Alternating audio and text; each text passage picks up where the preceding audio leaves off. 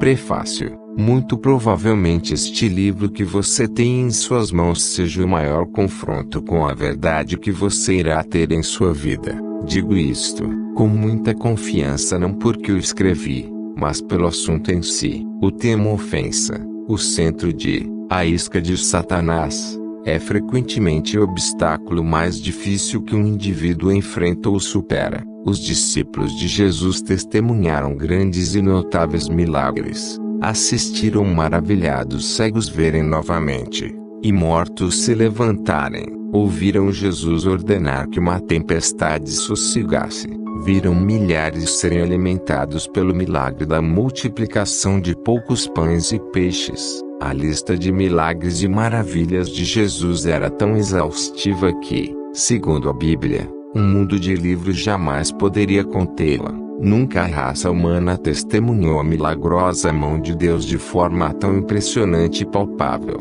Os discípulos andavam maravilhados e surpresos. Entretanto, não foi por causa desses milagres que foram levados à beira da dúvida. Não, esse desafio viria mais tarde, no fim do ministério de Jesus na terra. Jesus instruiu seus discípulos: se teu irmão pecar contra ti, se, por 7 vezes no dia, pecar contra ti, etc.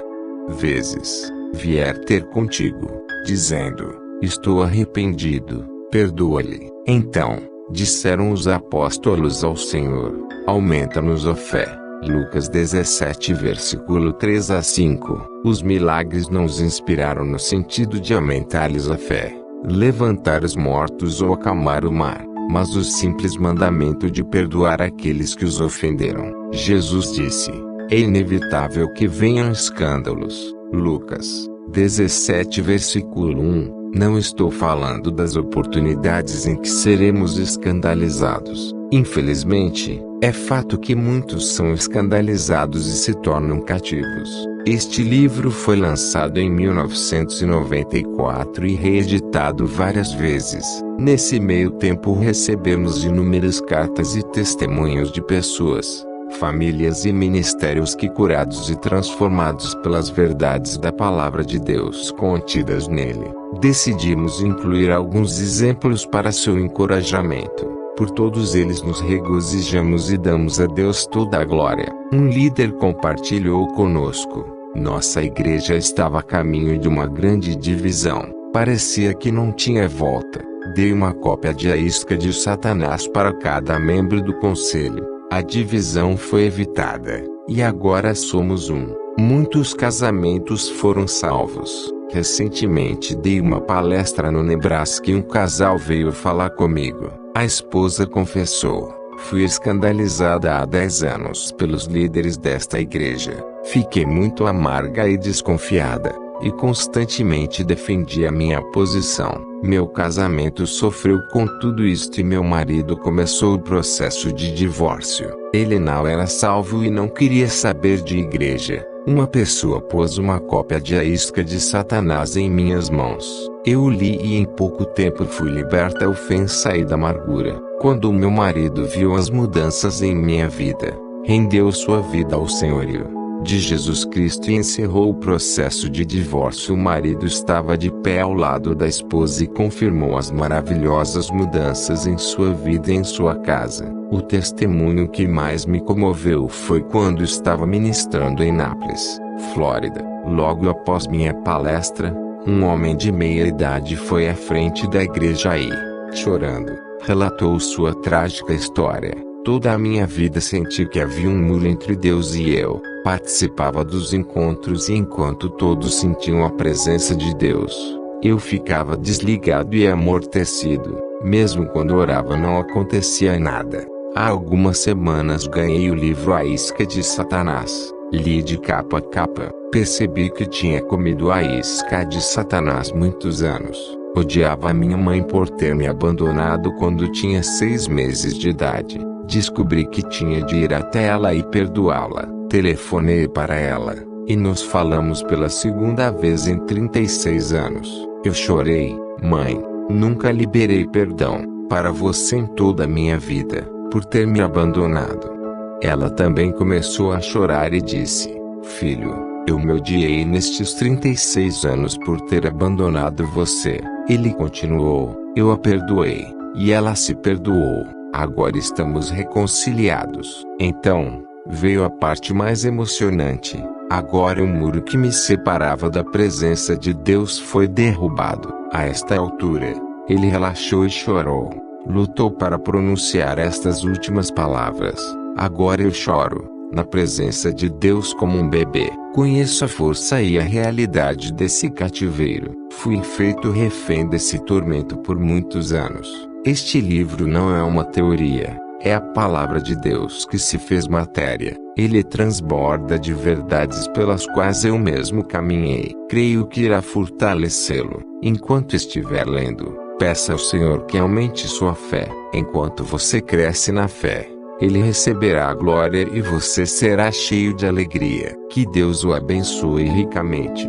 Introdução. Qualquer pessoa que já tenha feito uma armadilha para animais sabe que precisa de uma ou duas coisas para obter sucesso. Ela deve estar bem escondida, na esperança de que o animal tropeçará nela, e deve haver uma isca para atrair o animal para dentro dessa armadilha mortal. O inimigo de nossa alma incorpora essas duas estratégias para montar suas mais mortais e enganadoras armadilhas. Elas estão sempre bem escondidas e com iscas. Satanás, juntamente com seus comparsas, não é tão espalhafatoso como cremos. É sutil e seu maior deleite está no engano. É astuto e ardiloso quando opera. Nunca se esqueça de que ele pode disfarçar-se como mensageiro de luz. Se não formos treinados pela palavra de Deus para separar corretamente o que é bom do que é mal, não reconheceremos suas armadilhas como realmente são. Uma de suas iscas mais enganosas e traiçoeiras é algo com que todo crente se depara: a ofensa. Na realidade, a ofensa não é mortal. Ela fica na armadilha. Mas, se a pegarmos, a consumirmos e alimentamos nossos corações com ela, ficaremos escandalizados. Pessoas escandalizadas produzem frutos como dor, raiva e ciúme, ressentimento, amargura, ódio e inveja. Algumas das consequências de permitirmos ser escandalizados são insultos, ataques, divisão, separação, relacionamentos quebrados, traição e tropeço. Muito frequentemente, aqueles que são escandalizados não percebem que caíram na armadilha. Não estão cientes de sua condição. Por se concentrarem no mal que lhes fizeram, estão negando sua situação. O modo mais eficaz que o inimigo usa para nos cegar é fazendo com que nos concentremos em nós mesmos. Este livro expõe esta armadilha mortal e revela como escapar dessa garra e livrar-se dela. Estar livre da ofensa e do escândalo é essencial para cada crente, porque Jesus disse que é inevitável que venham escândalos. Em muitas igrejas nos Estados Unidos e em outros países onde preguei esta mensagem, mais de 50% das pessoas responderam ao apelo. Embora seja um índice alto, ainda assim não foram todos. O orgulho impede alguns de responder. Já vi pessoas cheias do Espírito sendo curados e obtendo respostas de oração quando são libertas dessa armadilha. Elas relatam que o que esperaram por muitos anos recebem em poucos minutos quando são libertas. No fim do século XX, o conhecimento aumentou assustadoramente em nossas igrejas. Mas, mesmo com esse aumento, passamos por mais divisões entre crentes, líderes e congregações. A razão: a ofensa é violenta quando vem da falta de amor genuíno. O saber ensoberbece, mas o amor edifica. 1 Colossenses 8 versículo 1. Muitos são pegos na armadilha do engano, e passamos até a acreditar que esse é um modo de vida normal. Antes da volta de Cristo, os verdadeiros crentes serão unidos como nunca no passado. Creio que hoje muitos homens e mulheres serão libertos da armadilha da ofensa. Isto será o maior impulso ao avivamento, que irá inundar a nação. Os não crentes, que estão cegos, verão Jesus através do nosso amor um pelo outro. Não acredito em escrever livros apenas por escrever. Deus me deu esta mensagem, a qual tem ardido meu coração, e vejo seu fruto persistir. Um pastor me disse após um culto onde eu preguei esta mensagem: nunca vi tanta gente sendo liberta de uma só vez. Deus falou ao meu coração que isso é somente o começo. Muitos serão libertos, curados e restaurados enquanto estiverem lendo este livro, se obedecerem ao mover do Espírito. Creio que quando você ler estas palavras, o mestre conselheiro vai aplicá-las pessoalmente a você. Quando fizer, essa palavra de revelação vai trazer grande liberdade para a sua vida e seu ministério. Vamos orar juntos antes de iniciarmos. Pai, em nome de Jesus, peço que o Senhor nos seja revelado pelo Espírito Santo e por sua palavra para mim. Enquanto leio este livro, mostre-me cada área escondida do meu coração que tem me impedido de conhecê-lo e servir de forma mais eficaz. Dou boas-vindas ao seu Espírito que me convence e peço que sua graça faça cumprir o que o Senhor tem preparado para mim, que eu possa conhecê-lo mais intimamente através do que o Senhor falar comigo durante a leitura deste livro. Amém. Nossa reação a uma ofensa determina nosso futuro. Eu, escandalizado, é inevitável que venham escândalos. Lucas 17 versículo 1. Quando eu viajo pelos Estados Unidos ministrando, percebo umas armadilhas mais enganosas e mortais. Elas aprisionam inúmeros crentes, rompem relacionamentos e nos separam ainda mais. A armadilha da ofensa, do escândalo. Muitos não conseguem responder ao chamado por causa das feridas e da mágoa que as ofensas causaram à vida deles. Eles estão incapacitados e impedidos de usar todo o seu potencial. Muito frequentemente, foi um outro crente que causou a ferida. Isso faz com que a ofensa pareça uma traição. No Salmo 55 versículo 12 a 14, Davi lamenta-se: com efeito, não é inimigo que me afronta. Se o fosse, eu suportaria. Nem é o que me odeia quem se exalta contra mim, pois dele eu me esconderia. Mas és tu, homem meu igual, meu companheiro e meu íntimo amigo. Juntos andávamos, juntos nos entretínhamos e íamos com a multidão à casa de Deus. São aqueles que se sentam ao nosso lado e cantam conosco. Ou talvez aquele que prega. Passamos férias juntos, participamos de reuniões sociais e dividimos o escritório com eles. Talvez sejam até mais próximos. Crescemos juntos, confiamos neles e dormimos com eles. Quanto mais estreita a relação, maior a ofensa. Os maiores sentimentos de ódio estão entre aqueles que um dia foram próximos. Os advogados podem atestar que os casos mais horríveis estão na audiência de divórcio. A mídia americana constantemente relata casos de homicídios cometidos por membros desesperados de uma família. O lar, constituído para ser um abrigo de proteção, provisão e crescimento, onde aprendemos a dar e a receber amor, frequentemente, a raiz de toda a dor. A história nos mostra que as guerras mais sangrentas são as civis: irmão contra irmão, filho contra pai, pai contra filho. A lista de ofensa é tão interminável como a de relacionamento. Não importa quão simples ou complexa, verdade seja dita, apenas aqueles com quem você se importa são capazes de feri-lo. Você tem uma expectativa maior em relação a eles. Afinal, você deu mais de você a eles. Quanto maior a expectativa, maior a queda. O egoísmo impera em nossa sociedade. Os homens e as mulheres estão preparando-se para a rejeição e a dor que os outros lhes podem causar. Isso não deveria ser uma surpresa para nós. A Bíblia é bem clara que nos últimos dias os homens serão egoístas. 2 Timóteo 3 versículo 2. Podemos esperar isto de não crentes, mas Paulo não se está referindo àqueles fora da igreja. Ele está falando dos que estão dentro da igreja. Muitos estão feridos, amargurados e machucados.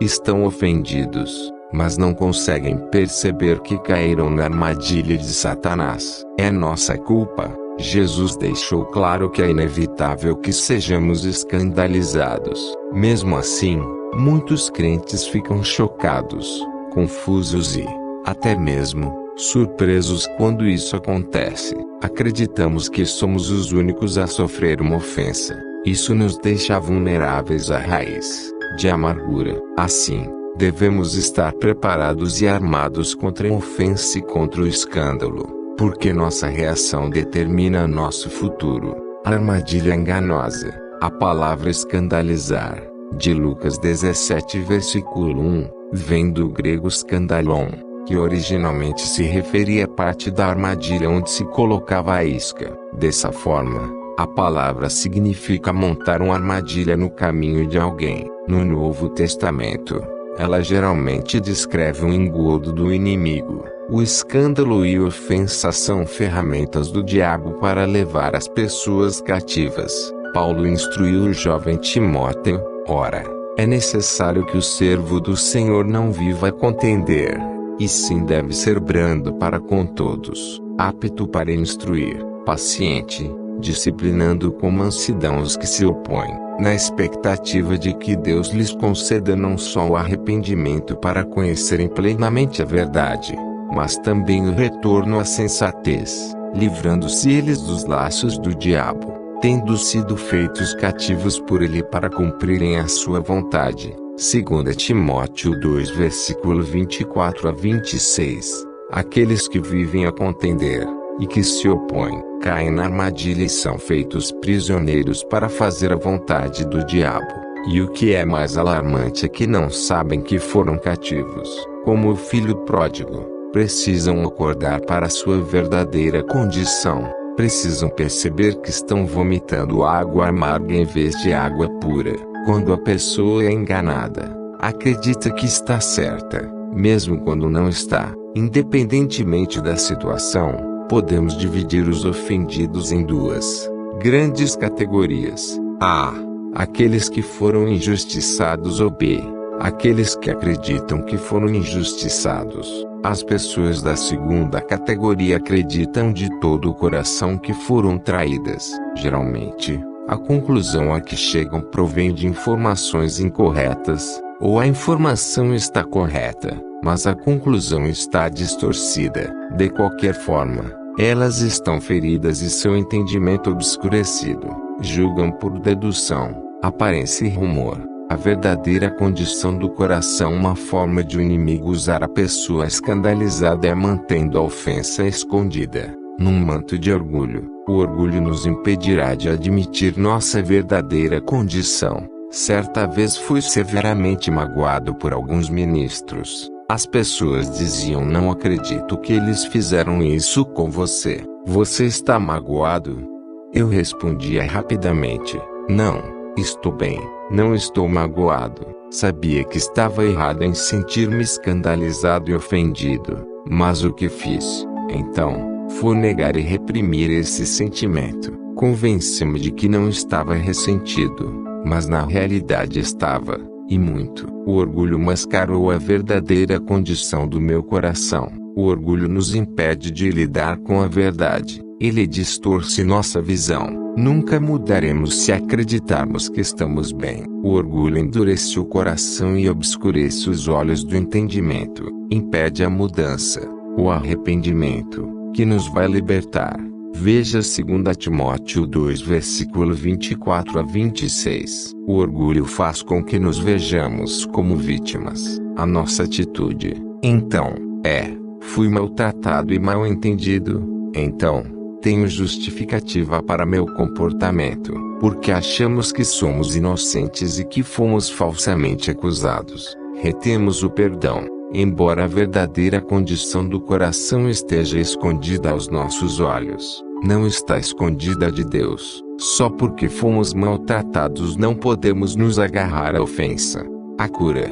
No livro de Apocalipse, Jesus se dirige à igreja de Laodiceia dizendo, inicialmente, como eles se veem como pessoas ricas, abastadas, sem precisar de coisa alguma, e depois expõe a verdadeira condição. Eles eram infelizes, miseráveis, pobres, cegos e nus. Apocalipse 3 versículo 14 a 20. Eles confundiram sua força financeira com espiritual. O orgulho escondeu sua verdadeira condição. Muitos são assim em nossos dias. Não enxergam a verdadeira condição de seu coração da mesma forma como fui incapaz de enxergar meu ressentimento contra aqueles ministros. Havia me convencido de que não estava magoado. Jesus diz ao povo de Laodiceia como sair do engano, comprando o ouro de Deus e vendo sua verdadeira condição. Comprar o ouro de Deus. A primeira instrução de Jesus para nos livrar do engano é comprando o ouro refinado pelo fogo. Apocalipse 3 versículo 18. O ouro refinado é maleável e não pode ser corroído, só quando é misturado a outros metais, cobre, ferro, níquel e assim por diante, é que se torna duro, menos maleável e mais corrosivo. A mistura é chamada liga. Quanto mais alta a porcentagem de metais estranhos, mais duro o ouro fica. Inversamente, quanto mais baixa a porcentagem de liga, mais maleável e flexível. Imediatamente vemos o paralelo. O coração puro é como o ouro, maleável e flexível. Hebreus 3 versículo 13 nos diz que o coração pode ser endurecido através do engano do pecado. Se não conseguimos lidar com uma ofensa, ela vai produzir mais fruto de pecado, como a amargura, ódio e ressentimento. Essas substâncias misturadas endurecem o coração, assim como as ligas fazem com o ouro. Elas reduzem ou tiram a ternura, causando uma grande insensibilidade. Somos, dessa forma, impedidos de ouvir a voz de Deus. Nossa capacidade visual é obscurecida. Cria-se um ambiente perfeito para o engano.